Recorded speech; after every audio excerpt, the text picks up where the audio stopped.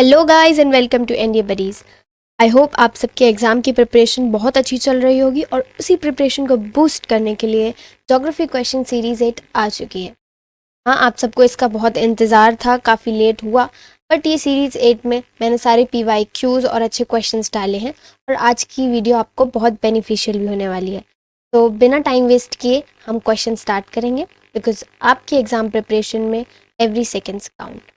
Okay, so let's start with our first question. Question says, the Munda language group belongs to which family?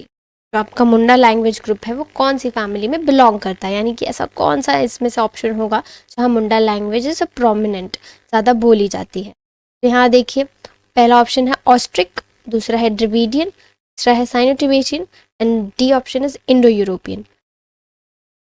तो इसमें आपको एक चीज़ पता होनी चाहिए दैट मुंडा लैंग्वेज, यहाँ पे आंसर पे फोकस कीजिए बिकॉज अगर आपको अभी इस ऑप्शन का आंसर पता भी चल जाता है लाइक मुंडा लैंग्वेज, यूल से कि ऑस्ट्रिक फैमिली है जहाँ ज़्यादा बोली जाती है, तो आपको बाकी का भी पता होना चाहिए। तो मुंडा लैंग्वेज यहाँ पे है Austro Asiatic and Austric group में बोली जाती है, ये वहाँ की फैमिली है। फिर it's a group language with more than 9 million user from central and eastern India. Okay, इतनी इंफॉर्मेशन काफ़ी है इसके लिए। फिर ड्रविडियन का देखिए, ड्रविडियन लैंग्वेज जो है आपकी, वहाँ इसमें तमिल, तेलुगु, कन्नड़ा, मलयालम ये वाली सारी आती है, मतलब आप साउथ का इसको याद रख सकते हैं। फिर साइनो टिबेटन क्या हो, इसमें आपका आ गया चाइनीज़ एंड टिबेटो बुस्मान लैंग्वेजेस, मतलब आप थोड़ा हिली एरियाज उस एरिया से इसे याद कर सकते हैं। डी ऑप्शन से is Indo European. Indo European में आपकी dialects in Asia and Europe उस तरह की लैंग्वेज यूज़ की जाती है। तो आई होप ये क्वेश्चन आपको समझ आ गया, मुंडा लैंग्वेज ऑस्ट्रिक। ओके, बाकी सारे भी आपको याद रखने हैं। आप इसे, मैंने क्या हिंट दिया आपको, ड्रविडियन का आप साउथ के हिसाब से याद कर सकते हैं, इसका हिमालयस रीजन में जहाँ चाइना और उस एरिया से साइनो टिबेटियन कर सकते हैं। Then Indo Europeans Asia and Europe, पूरे वर्ल्ड के कॉन्टिनेंट्स के यहाँ पे डायलेक्ट्स बोले जाते हैं। ओके फाइन, क्वेश्चन नंबर 2 पे जाते हैं। अभी क्वेश्चन नंबर 2 क्या बोल रहा है, Which one of the following statements about Suez Canal is not correct? Suez Canal मैं आपको फिर से याद दिला देती हूँ, Suez Canal बहुत ही मनपसंद क्वेश्चन है आपके ज्योग्राफी में, एनडीए में आता है और सीडीएस वगैरह सब में काफ़ी इसका मैंने देखा है, काफ़ी क्वेश्चंस में देखा है, बार बार रिपीट किया जा रहा है। तो यहाँ पे ध्यान दीजिए क्वेश्चन में। Option A says that Suez Canal was constructed in 1869. It is a thing to remember. Suez canal का आपको याद रखना है, इट इज कंस्ट्रक्टेड इन 1869, तो इस स्टेटमेंट में कुछ भी गलत नहीं है। Okay, second, it links the Mediterranean sea and the red sea. Of course ये तो है ही, सुएज कैनाल मेडिटेरेनियन सी और रेड सी को कनेक्ट करता है। सी बोलता है it has 6 lock system and ships across the different levels through these locks. अब बताइए, क्या आपने कभी सुना या कहीं पे भी देखा कि सुएज कैनाल में लॉक सिस्टम आ गया? नो, ऑफकोर्स ये आंसर राइट होगा बिकॉज ये स्टेटमेंट गलत है। These days it has given Europe a new gateway to Indian ocean, right, ये तो है। अब आप यहाँ पिक्चर में देखिए, हाँ इसमें आप ये देख रहे हैं, ये पतला सा ये जो ऐसे रास्ता यहाँ पे दिख रहा है, ये थोड़ी सैटेलाइटिक फोटो इसलिए पतला लग रहा है, ये एक कैनाल है और इसमें कोई लॉक सिस्टम नहीं होता है, ठीक है। तो ये स्टेटमेंट आपको याद रखनी है। और लॉक सिस्टम क्यों नहीं होता उसका रीज़न भी आपको याद रखना है, क्योंकि जो मेडिटेरेनियन सी है और आपका रेड सी है जिसे वो कनेक्ट करता है, उसका जो वाटर लेवल है वो अप्रॉक्सीमेटली सेम ही होता है, उसमें ज़्यादा कुछ फ़र्क नहीं होता, तो लॉक सिस्टम की ज़रूरत ही नहीं पड़ती है, ठीक है। तो अब आपको ऐसे याद रहेगा 1869 का इसमें ये कंस्ट्रक्ट हुआ है, मेडिटेरेनियन सी और रेड सी को कनेक्ट करता है, और D it is a gateway for your Europe to Indian ocean. Okay, यहाँ पे आप ये देख सकते हैं, एक यूज़ भी दे रखा है दैट ट्रेडिंग में और कार्गो मूवमेंट में between your Europe and Asian countries Suez canal का काफ़ी यूज़ होता है, ठीक है। आई होप सुएज कैनाल का आपको काफ़ी कुछ पता चल गया और कंटेंट क्लियर है। ओके, तो हम क्वेश्चन नंबर 3 पे मूव करते हैं। क्वेश्चन नंबर 3 बोल रहा है the normal lapse rate of temperature of earth's atmosphere drops to 0 at the. आपको पूछा है कि जो आपका अर्थ का एटमॉस्फेयर है जो 0 डिग्री सेल्सियस कौन से इसमें रीजन में होता है, upper part of your ionosphere, upper boundary of your tropopause, और lower part of your mesosphere और upper boundary of your stratopause. Okay, तो ये सारे आपको पता होंगे, ये रीजन होते हैं ट्रोपोस्फेयर, आयोनोस्फेयर। ओके, इसमें आपको बताना है। So it's a memory based question. B option, upper boundary of your tropopause, the correct answer. आप यहाँ पे देख सकते हैं, ये ऐसा आपको याद रखना पड़ेगा कि ये वाला रीजन में आपका 0 डिग्री सेल्सियस पे अर्थ एटमॉस्फेयर ड्रॉप होता है। ठीक है, तो अभी याद कर लीजिए, बार बार इसको देखने की ज़रूरत नहीं है। अपर बाउंड्री ऑफ योर ट्रोपोपॉज। तो आज से आपको ये क्वेश्चन आई होप याद हो गया होगा। ठीक है, तो क्वेश्चन नंबर 4 देखते हैं। बहुत ही अच्छा question. Loktak lake is situated in the state of. अब आप देख लीजिए लॉकटक लेक दिखती क्या थी। It's a very beautiful lake. यहाँ पे आप देख सकते हैं, तो बीच बीच में आपको ऐसा लगेगा जैसे ग्रीन ग्रीन दिख रहा है, इसके ऊपर लोग अपना घर वर भी ऐसे बना लेते हैं। तो इट्स थोड़ी वेजिटेशन वाली है, ये लेक लगती है। तो option A Sikkim, option B Manipur, option C Odisha, option D Mizoram. तो इसमें आंसर देखिए, ऑप्शन बी होगा मणिपुर। मणिपुर एरिया में ये ज़्यादातर ये वाली मतलब लॉकटक लेक दिखती है। और ऐसे मैं कहना चाहती हूँ रीजन ऐसा ज़्यादा दिखता है वहाँ पे आपको दिखेंगे। आप आइलैंड्स के इधर ऊपर लोग ज़्यादा घर बना लेते हैं, तो वो भी एक हिंट है कि मणिपुर रीजन में आपकी लॉकटक लेक है। और ये आपको तभी आप इस क्वेश्चन को करेक्ट कर पाएंगे जब आपको पता चलेगा कि लॉकटक लेक दिखता कैसा है। दैट्स वाई मैंने पिक्चर डाली है।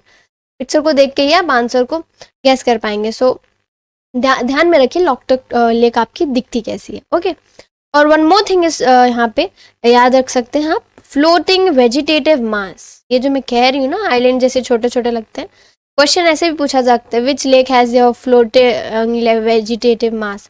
तो आपको पता होना चाहिए Loktak lake is your answer. Okay fine. बाकी आप आंसर्स को एकदम डीप में रीडिंग दे सकते हैं, आपको PDF प्रोवाइड होगी तब। ओके, अभी मैंने जो इंपॉर्टेंट पॉइंट है वो discuss. Now question number 5। Question number 5 बोलता है, stalactite and stalagmite and pillars are the depositional landforms of what. ये तो बहुत इजी है। अब आप यही वर्ड देख लीजिए, अगर आपको ये दोनों नहीं भी पता है, पिलर्स के थ्रू ही आप बता सकते हैं। It is talking about your underground water, right. Underground water में ही आप देखेंगे पिलर्स के थ्रू वाटर के लिए रूट बना सकते हैं। रनिंग वाटर नहीं होगा, विंड ग्लेशियर का कोई पॉइंट नहीं है। Okay, so option D underground water. बहुत इजी क्वेश्चन था, ये आपको आ गया होगा। ओके, और आप यहाँ पे ये भी देख लीजिए, स्टैग्लेस्टाइट एंड स्टैग्लेमाइट है क्या, are formed when calcium carbonate is dissolved in underground water. ठीक है, अंडरग्राउंड वाटर की बात हो रही है, इसलिए उसके कंपोनेंट्स को यहाँ पे क्वेश्चन में मेंशन किया गया। Okay, moving on to the next question, question number 6।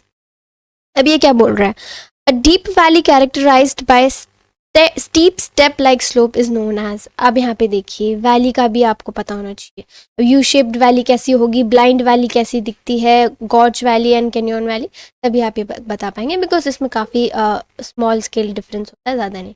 अब यहाँ ये देखिए स्टीप स्टेप लाइक स्लोप, ये अभी मैं आपको बता देती हूँ, इट्स कैनियन।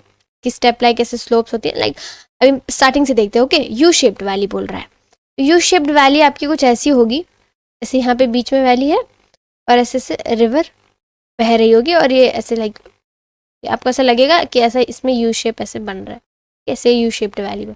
फिर सेकंड है ब्लाइंड वैली। ब्लाइंड वैली में आप एक चीज़ नोटिस करेंगे, जब पिक्चर्स आप कभी नेट पे देखेंगे ना, तो आपको ज़्यादातर वेजिटेशन दिखेगी। यहाँ पे ऐसा लगेगा जंगल है, यहाँ पे गिर गए तो ऐसे जंगल में पेड़ों में जाके अटकेंगे आप लोग, ऐसी कुछ तरह की ब्लाइंड वैली होती है।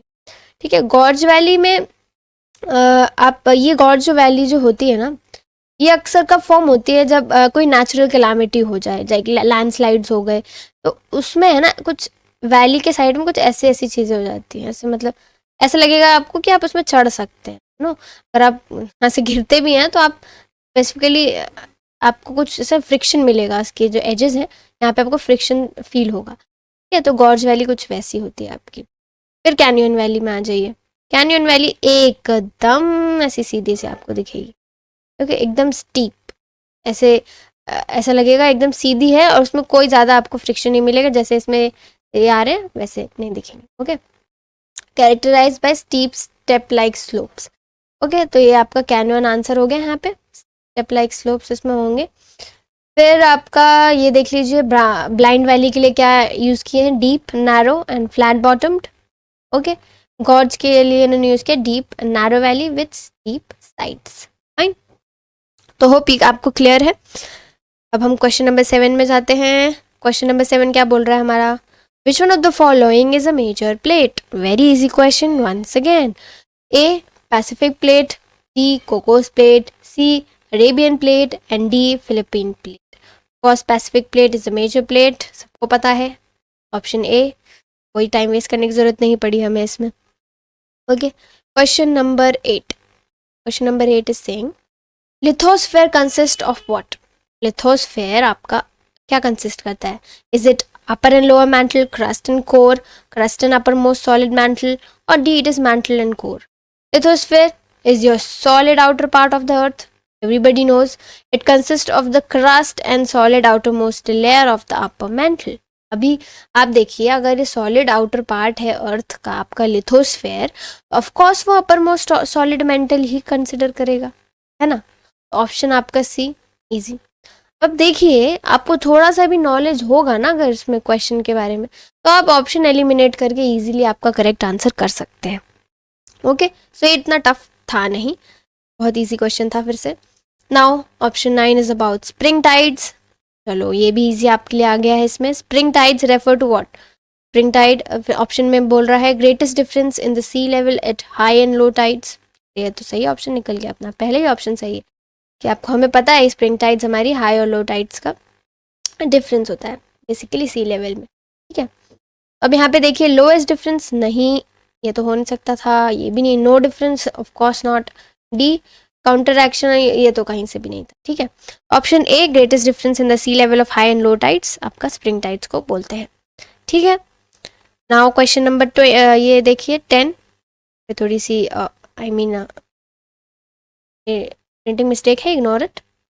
Your 10th question, okay. Which one of the following union territories of India is the smallest in terms of your geographical area? अब आप ऑप्शन ही देख के बता देंगे, इसमें कुछ सोचने वाला ही नहीं था। दमन एंड दीव नहीं, देखते हैं चंडीगढ़, दादर नगर हवेली, लक्षद्वीप। अब आप आंसर क्या होगा आपका? लक्षद्वीप। आप देख सकते हैं लक्षद्वीप में कितने छोटे छोटे छोटे छोटे आइलैंड्स हैं। अब जोग्राफिकल एरिया की बात करेंगे तो सबको मिलाकर ही ये लोग इन सारे एरियाज को नहीं कर पाएंगे। डी फिर से easy question, Lakshadweep is your correct answer, ठीक है। तो आई होप आपको सारे क्वेश्चंस अच्छी तरह से समझ आए। ये आज का लास्ट क्वेश्चन था और हमने आज काफ़ी इजी क्वेश्चंस भी किए, बट आई विल सजेस्ट कि उन्हें इग्नोर ना करें, कि कभी कभी इजी क्वेश्चंस भी एग्ज़ाम के टाइम थोड़े से आपका माइंड ऐसा होता है कि आप इजी क्वेश्चंस भी नहीं कर पाते, तो उन पे भी ध्यान दीजिए। PDF आपको हम प्रोवाइड करेंगे, फिर से गो थ्रू कीजिए एक बार। बस आप अभी आज मैंने क्लास ले ली है, अब अगली बार आप इसमें सारा गो थ्रू करेंगे, उसके बाद आपको सारे क्वेश्चन एकदम के हो जाएंगे आपके, आप अच्छी तरह से नहीं याद रख पाएंगे। सो रिविजन इज मस्ट, ओके। तो अगली सीरीज जल्दी आएगी, तब तक आप इसका रिवीजन कीजिए। आपके एक्स्ट्रा स्टडीज जो आप सेल्फ स्टडी कर रहे हैं वो करते रहिए। All the best for that and thank you. अगर आपको अच्छा लगा तो प्लीज़ आप चैनल को सब्सक्राइब किए, जैसा कि सभी बोलते हैं, और ये सिर्फ आप ही के लिए कि आपको नोटिफिकेशन मिले और आप अगली सीरीज देख पाएँ। Okay, thank you and all the best.